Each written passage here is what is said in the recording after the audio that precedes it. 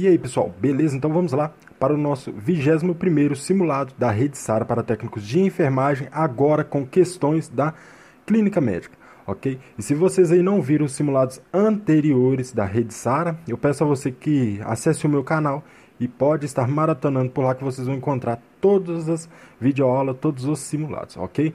Então é isso aí, vamos lá para a próxima página. Olha, e um card vai estar aparecendo logo acima aí para você acessar e ter acesso a todos os simulados também, beleza? Então, vamos lá.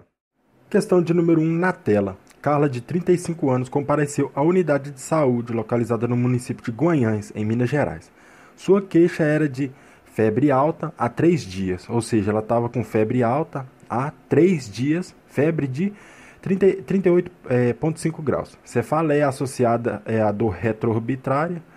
Ao exame, a paciente agitada, né, com presença de taquicardia, taquipneia e hipotensão postural, ou seja, quando essa paciente ela se colocava de pé, a pressão arterial dela diminuía. Extremidades frias e úmidas, pulso fraco e filiforme, né, pulso fino. Qual a classificação da paciente? Qual a conduta? Nós sabemos ali que existem os grupos A, B, C e D, tá joia? Grupos para reposição em situações de hidratação. Esse paciente ele está desidratado, então ele é enquadrado. Olha, esse paciente ele está desidratado, ele se enquadra no grupo A, no grupo B ou no grupo C. Se vocês não sabiam disso, aí existe essa classificação, tá? Esse tipo de conformação sobre a reidratação. E no grupo A, hidratação via oral e observação domiciliar, o que vocês acham? Olha a situação, olha a queixa dessa paciente. Febre há 3 dias, febre alta, 38,5, cefaleia associada à dor retroorbitária. Ao exame, a paciente agitada, né, com presença de taquicardia, taquipneia e hipotensão, extremidades frias e úmidas, pulso fraco, né, e fino no caso, filiforme, fino e fraco. O que vocês acham? Deve deixar essa paciente em casa em observação? Não, né, gente? Claro que de jeito nenhum.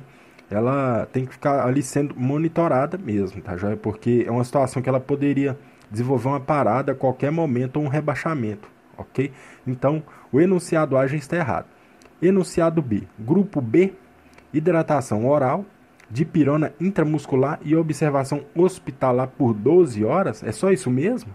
12 horas, dipirona, hidratação oral, dipirona intramuscular, já resolve? Só isso não vai monitorar essa paciente, não vai colocar o monitor. Estranho, né? Olha, esse enunciado B aí também ele está totalmente errado, tá? Você pode anular aí. Se você souber o enunciado correto, já pode ir marcando. Nós já estamos trabalhando aqui com as eliminações para nós chegarmos ao enunciado correto. Enunciado C, também grupo C. Reposição volêmica por via endovenosa, até que beleza. Uma paciente nessa situação aí, tá? Ela deve receber, de fato, deve funcionar um acesso calibroso nela para ela receber as infusões endovenosas, tá? Já os íons ali. Dipirona intramuscular. É intramuscular ou endovenoso? Olha, se você fez o acesso endovenoso, essa paciente ela está com febre, tá joia? Mais dor. Para que você vai fazer uma dipirona intramuscular, sendo que você está com acesso endovenoso? Faz endovenoso, claro, lógico, uma prescrição médica.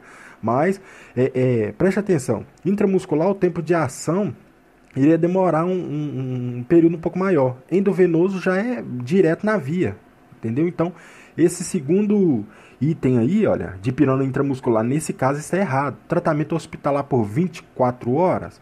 Olha, esse tratamento hospitalar aí, sim, beleza, ela deve receber um tratamento hospitalar, só que, porém, esse tempo de 24 horas pode ser 24 horas ou mais, tá? Já dessa forma, o enunciado C está errado. Grupo D, né? Enunciado C, grupo C, reposição volêmica por via endovenosa, até aí, beleza. Dipirona intramuscular, já anulou o enunciado. Se você está com a paciente ali com febre, né?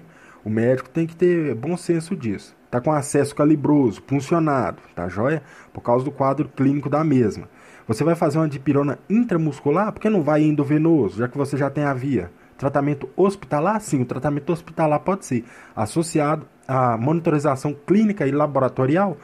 Olha, a monitorização aí, laboratorial, sim, vai ter que ter uma monitorização hemodinâmica, mas dependendo do caso dessa paciente, ela já vai ter que ser transferida ali para unidade de terapia intensiva, tá? Para uma UTI, beleza? E não uma clínica médica, porque é uma situação, né, delicada, viu, gente? Então, o enunciado D também ele está errado.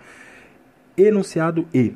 Grupo D, reposição volêmica por via endovenosa, beleza, e tratamento hospitalar, é isso mesmo, é o tratamento terciário, nível de atenção terciária ali, hospitalocêntrico. Leito de terapia intensiva, é isso mesmo, olha a situação que essa paciente se encontra. A febre alta, dor retroorbitária, o exame paciente se encontra agitado com presença de taquicardia, taquipneia, hipotensão postural, as extremidades dela estão frias e úmidas, pulso fraco e filiforme, ou seja, pulso fino e fraco.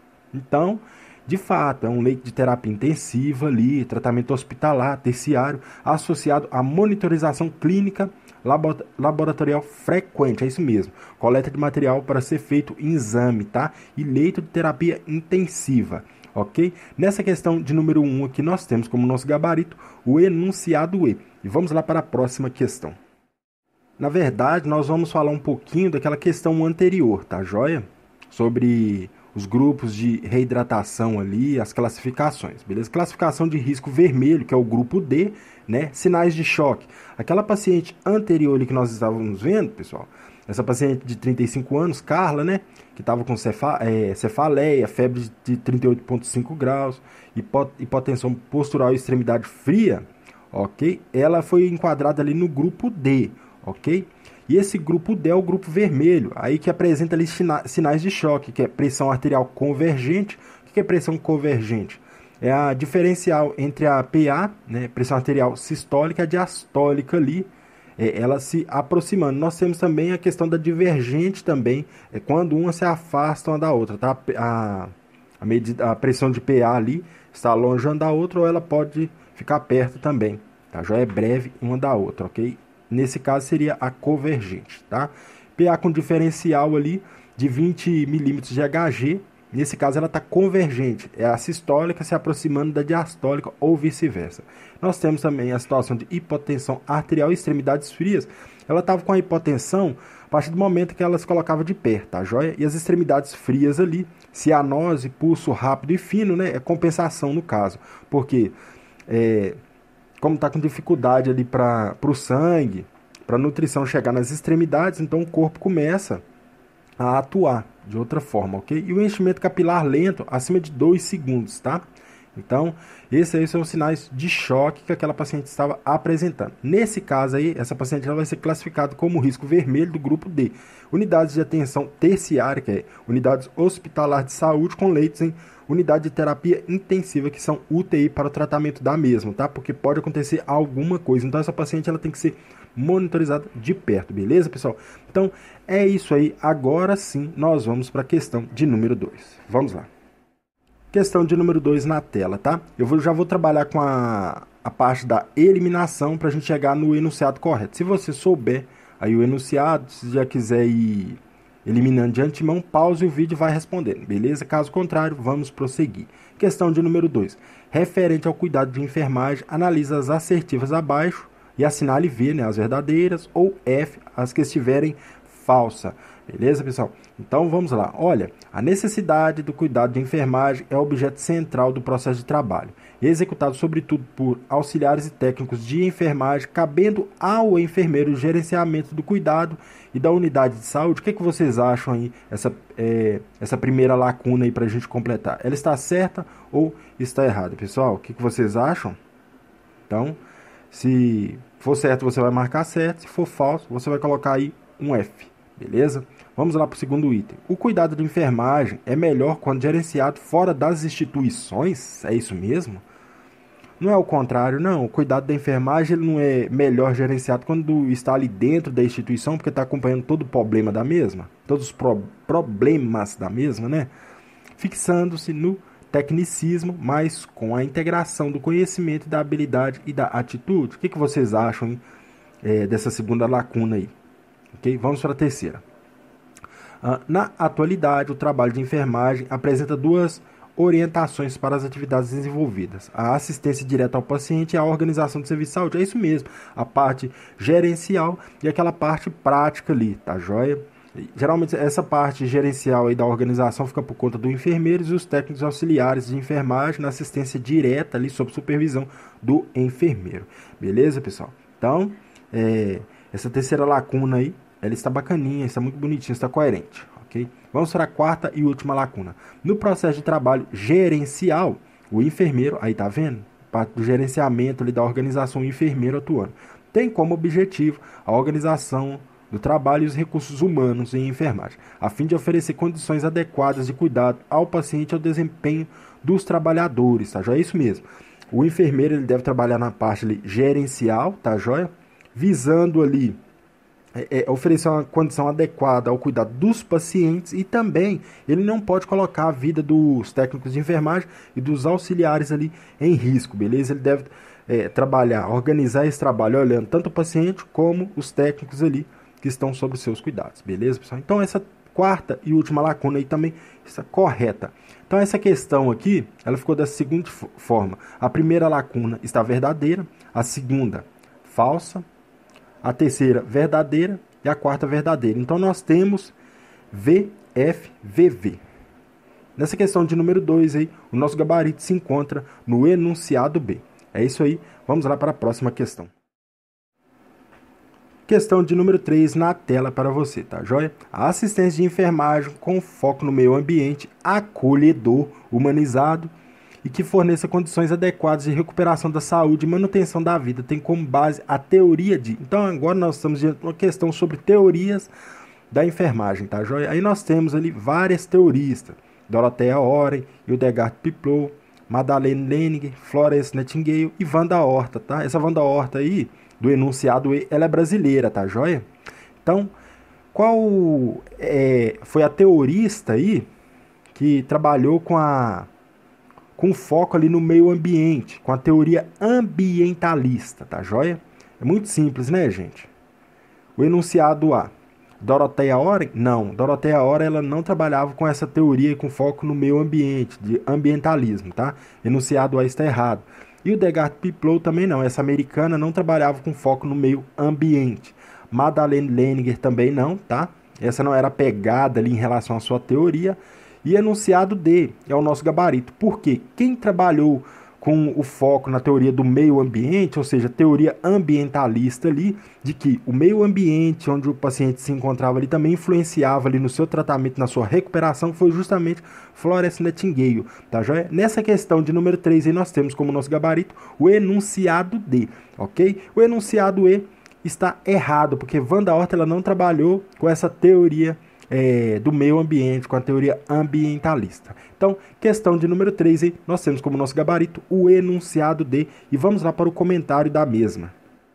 Então é isso aí, pessoal, nós estamos diante aqui do comentário da questão 3, da questão anterior ali, sobre as teoristas, né, as enfermeiras que desenvolveram as teorias da enfermagem. Olha, Florence, que foi o nosso gabarito ali do enunciado da questão anterior, questão de número 3, ela trabalhava em cima dessa teoria ambientalista, teoria do meio ambiente, da higiene, da limpeza, porque o meio ambiente ali onde o paciente estava, ele de fato iria influenciar na sua recuperação e no tratamento, ok? Dorothea Oren, no caso aqui, né, ela já trabalhava com a teoria do autocuidado, e Hildegard Piplow, ela trabalhou com a teoria da interpessoalidade do enfermeiro e do cliente, ou seja, da atuação, da conexão do profissional da área da saúde com o cliente, com aquele que está recebendo ali os cuidados, ok? Então, essa é a teoria, essa é a base teórica de Hildegard Piplow. E Madeleine Leninger, no caso, ela trabalhou ali com a teoria transcultural do sol nascente. Essa enfermeira aí, gente, ela estudou muito várias culturas, tá? Então, a pegada teórica dela é essa, transcultural do sol nascente. E Wanda Horta, que é a brasileira, né?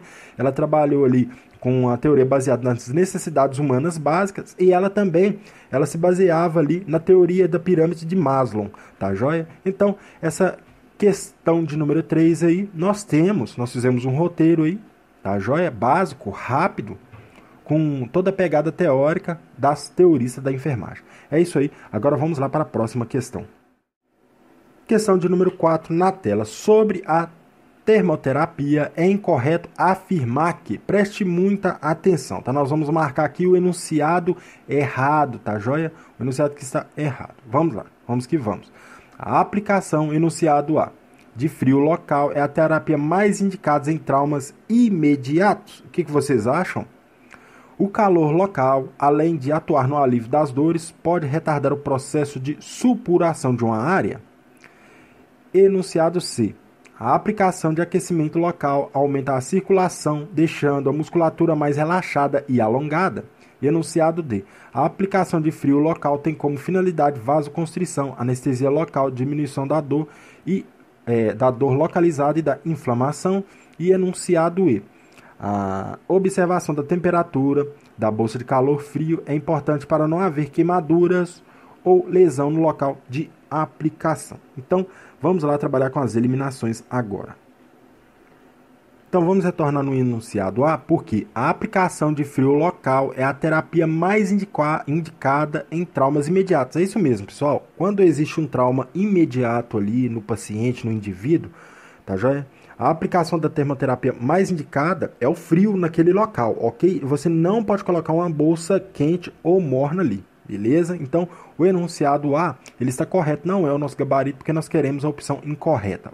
Enunciado B. O calor local, além de atuar no alívio das dores, pode retardar o processo de supuração de uma área. Nada a ver, né, gente? Está totalmente errado. Esse enunciado B aí, ele está errado, ok? Enunciado C. A aplicação de aquecimento local aumenta a circulação, deixando a musculatura mais relaxada e alongada. É isso mesmo, o calor ele tem essa propriedade em relação à musculatura, tá? O enunciado C está correto. Enunciado D. A aplicação de frio local tem como finalidade vasoconstrição? É isso mesmo. O frio causa vasoconstrição ali dos vasos sanguíneos, ok? Anestesia local tem essa propriedade, sim. Diminuição da dor localizada e da inflamação, sim, pode atuar nem que seja minimamente nessas condições, ok? E enunciado E. A observação da temperatura da bolsa de calor, ou seja, você utilizando a termoterapia, colocou uma bolsa de calor ali em um trauma tardio. Um trauma tardio, você pode colocar ali uma bolsa de calor quente, tá joia? Morno ali no caso. Ou de frio. Importante para não haver queimaduras no local. É isso mesmo. Seja a bolsa quente ou a bolsa fria, ela pode causar queimaduras no local. Então você deve proteger ali, deve tomar os devidos cuidados para você não queimar o paciente. Então o enunciado E também está errado, está correto, na verdade, não é o nosso gabarito. Nessa questão de número 4 aí nós temos como nosso gabarito o enunciado B. Porque o calor local ele não vai atuar ali nessa questão de retardar o processo de supuração de uma área, tá joia? Questão de número 4, gabarito, enunciado B. E vamos lá para a próxima questão.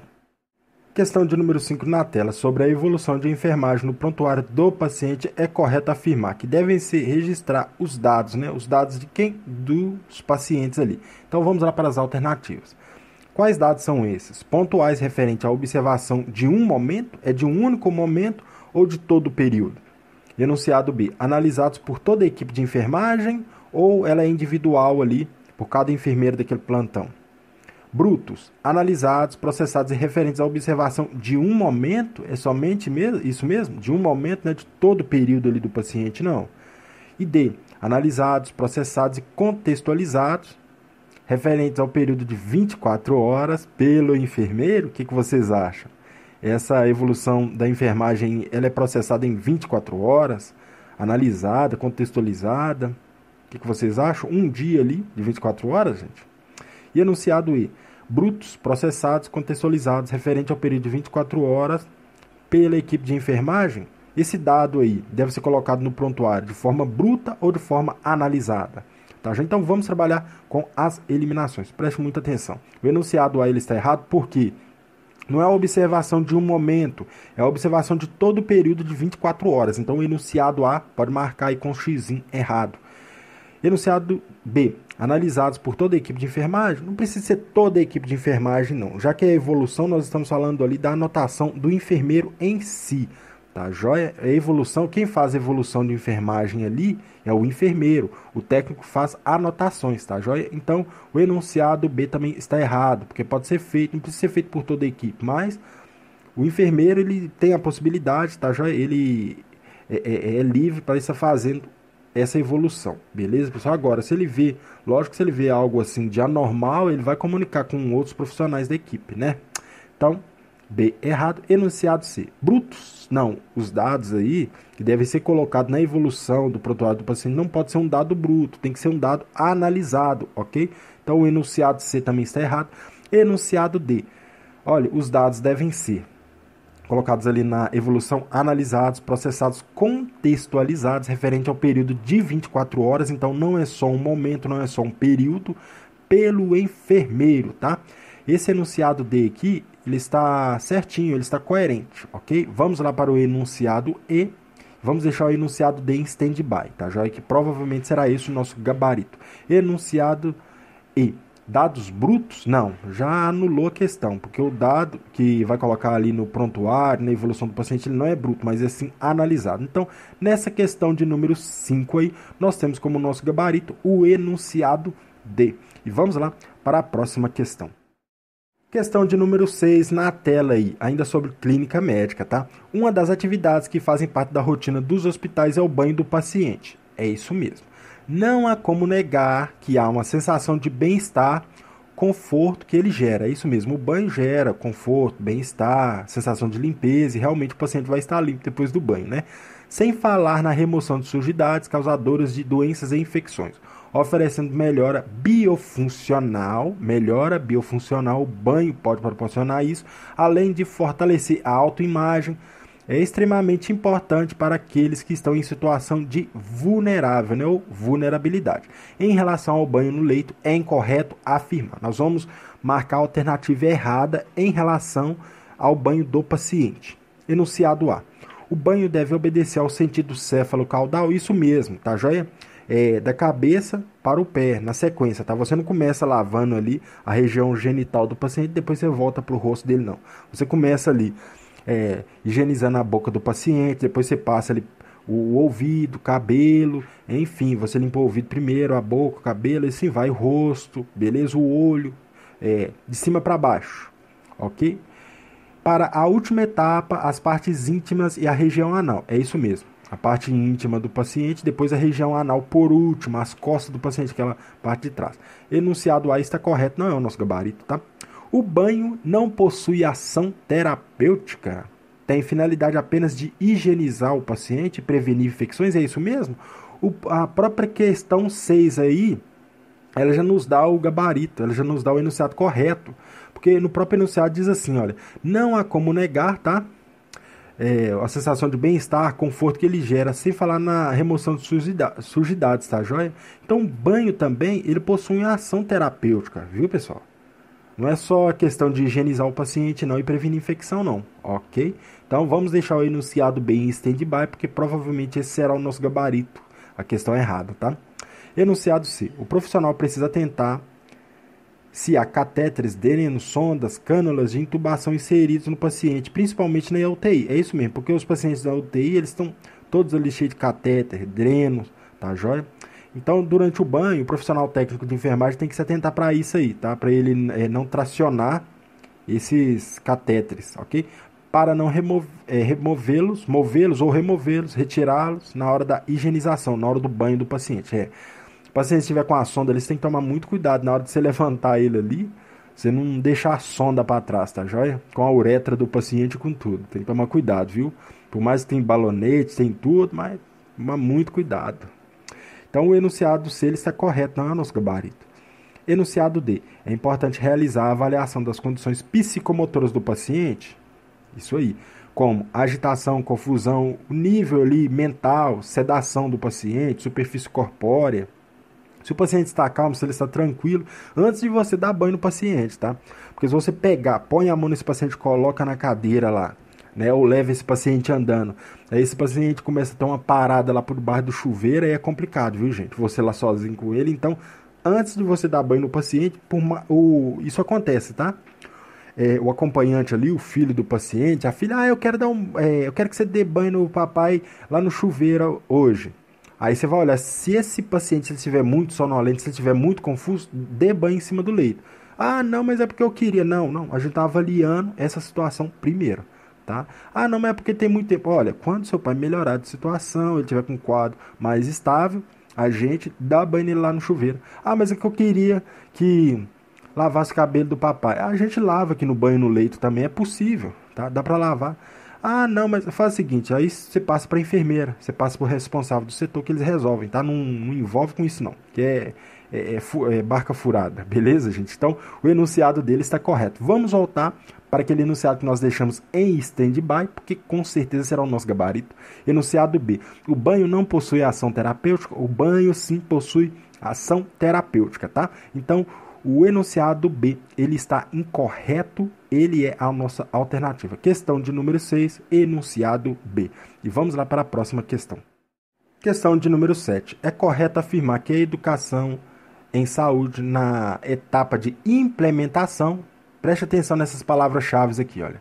Educação em saúde, ou seja, você vai passar uma boa informação para o paciente, para o cuidador, para a família, ok? Na etapa de implementação do processo de enfermagem, no caso de pessoas com desequilíbrio hidroeletrolítico ácido básico, propõe. Preste atenção, esse indivíduo ele é diabético, tá joia? Aí ele tem uma tendência, ele é o desequilíbrio hidroeletrolítico, ácidos básicos, enfim, ou ele possui alguma outra doença. Isso é muito comum, tá? Vocês vão ver que nas unidades básicas de saúde, nas unidades hospitalares, vocês vão encontrar muito paciente com esse quadro aqui, esse tipo de desequilíbrio. E eles vão sempre estar fazendo ali reposição de íons, de cálcio, potássio, enfim, de acordo com a prescrição médica. Beleza, pessoal? Fazendo reposição ali com vários tipos de ácidos, ok? E substâncias ionizantes. Vamos lá. Então, em relação à educação em saúde, o que você deve passar para a família, para o familiar, né, para o cuidador, para o paciente? Enunciado A. Elaborar plano de cuidado individual com metas estabelecidas. Enunciado B. Informar sobre fatores de riscos e medidas para evitar o desequilíbrio. C. Aliar o risco ou real presença de distúrbio do desequilíbrio hidroeletrolítico. Identificar sintomas recorrentes, atuais e fatores de risco que podem contribuir com o distúrbio do equilíbrio hidroeletrolítico. Não, esse paciente não está com equilíbrio, ele está com desequilíbrio. Então, o enunciado D você já pode eliminar. Viu essa palavrinha no final aqui, olha? Na verdade, é desequilíbrio. Eles colocaram aqui equilíbrio. Isso não existe, né, gente? Então, enunciado D, você já pode ir anulando aí. Nós só temos 3 opções aí, fica mais fácil para a gente fazer as eliminações. Ok? Vamos lá. Enunciado A. Elaborar um plano de cuidado individual com metas estabelecidas. Olha, esse plano de cuidados, ele é muito interessante, sim, mas em relação ali à unidade de saúde, que tem a sua meta estabelecida e tal. Não que o paciente não tenha suas metas diárias ali na sua casa, com o seu cuidador, com sua família, mas aqui, esse plano de cuidado aqui está muito relacionado ao processo de enfermagem. Esse processo de enfermagem, ele acontece nas unidades de saúde, nos hospitais, enfim. Então, o enunciado aí ele está errado, tá joia? Enunciado B. Vamos lá. Informar quem? Quando a gente informa, estamos falando de educação em saúde, informamos o paciente, a equipe de saúde, o cuidador, os familiares, ok? Sobre fatores de risco, o paciente ele deve saber os seus fatores de risco, ele que pode levar ao desequilíbrio hidroeletrolítico, tá joia? E medidas para evitar o desequilíbrio. Isso mesmo, pessoal. Esse paciente ele deve ser educado de forma a saber ali as medidas que vão fazer com que ele venha evitar esse desequilíbrio e aquelas situações que podem também fazer com que ele venha ter o desequilíbrio, né? Tem que mostrar os dois lados da moeda. Olha, isso aqui, se você fizer isso, você vai ter o desequilíbrio. Se você fizer dessa forma aqui, não vai haver desequilíbrio, tá joia? Assim como você passa a informação para o paciente que é diabético, olha, esse tipo de alimento aqui você pode comer tantas quantidades, você tem que aferir sua glicemia tal hora. Quando você se sentir assim, você afere sua glicemia, mesmo que seja fora do horário. Esse tipo de informação, esse tipo de educação, tá? Então, essa questão de número 7 aí, sem sombra de dúvidas, nós temos como nosso gabarito o enunciado B. E vamos lá para a próxima questão. Questão de número 8 na tela aí. O cuidado de enfermagem aos idosos, tá? Saúde do idoso é um tema que vai cair nessa prova aqui, tá joia? No concurso da Rede Seara para Técnicos de Enfermagem, nós temos lá saúde do idoso, ok? Comporta, né? Cuidados de enfermagem aos idosos. Comporta desafios especiais por causa da grande variação em seu estado de saúde. É isso mesmo, todo extremo de idade ali. Todos os extremos. Seja no período da fase idosa ali, com o indivíduo ele já está no seu final de vida ali, tá joia? Ou no início da vida também, esses dois extremos aí, existem grandes variações, tá? Nos aspectos fisiológicos, cognitivos, psicossocial, a respeito das alterações fisiológicas normais do envelhecimento. O envelhecimento ele pode trazer consigo ali as alterações fisiológicas, tá?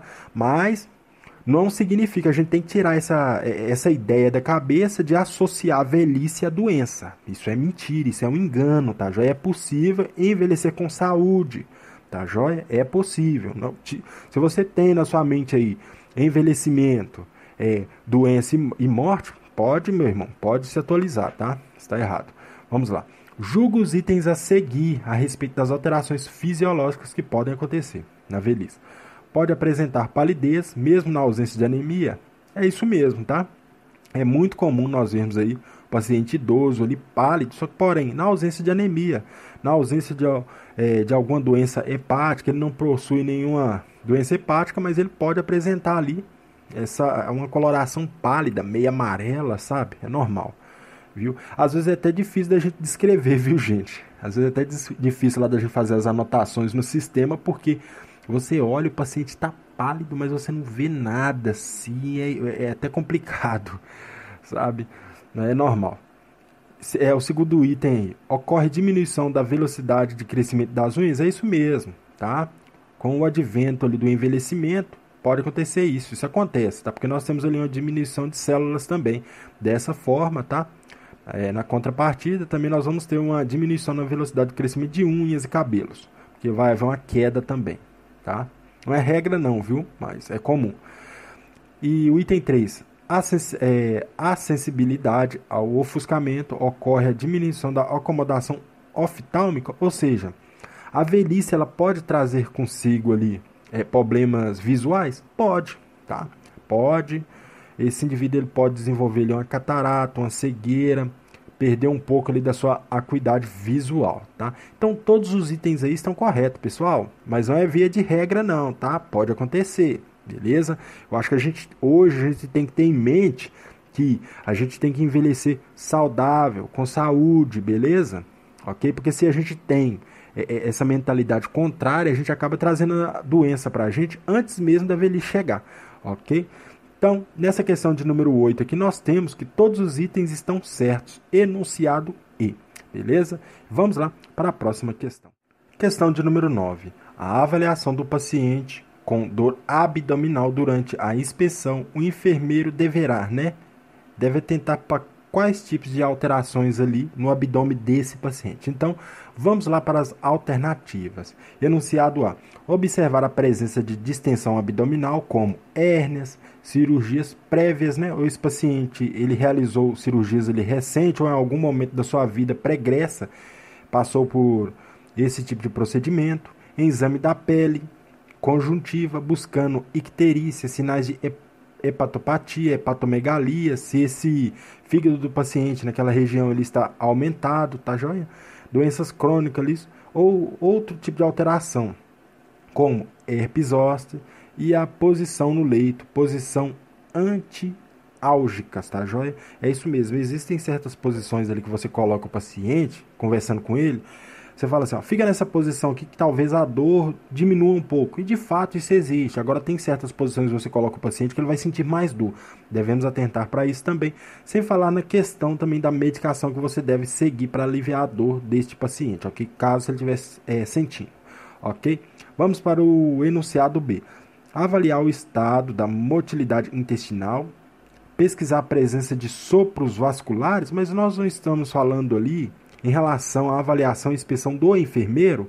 Sopro vascular ali, isso aí já é uma atribuição do médico, que vai dar um diagnóstico e tudo mais. Nós estamos falando da região abdominal, da palpação, da inspeção, da ausculta, ok? Da percussão. Então, esse enunciado B aí, pessoal, ele está errado, beleza? Porque ele misturou uma atividade do enfermeiro com a atividade do médico. Enunciado C.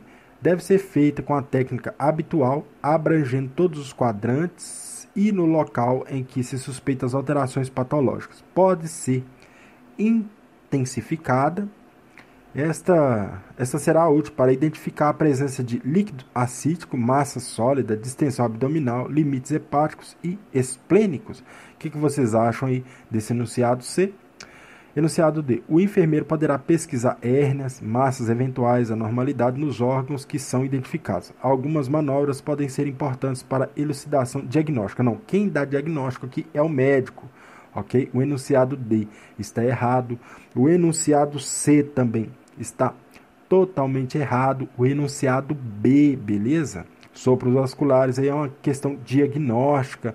O enunciado C também ele trouxe casos aí de situação, elucidação diagnóstica também. Quem dá diagnóstico é o médico, não é o enfermeiro. Então, dessa forma, nós temos os enunciados D, os enunciados C e o enunciado B estão totalmente errados. Nessa questão de número 9, nós temos como gabarito o enunciado correto, a questão letra A. Beleza, pessoal? Então, vamos lá para a questão de número 10. Questão de número 10 na tela. A dor de ouvido ou otalgia, né? Otalgia é dor de ouvido, tá, pessoal? Seu termo científico ali. Está entre as queixas mais comuns no atendimento de demanda espontânea na atenção primária. Demanda espontânea na atenção primária é a portas abertas, tá? Tem aquele centro de saúde perto da sua casa, o posto de saúde, tá joia? Unidade básica de saúde, você sentir alguma coisa, você dá uma corrida lá, tá joia? Então, isso aí é demanda espontânea.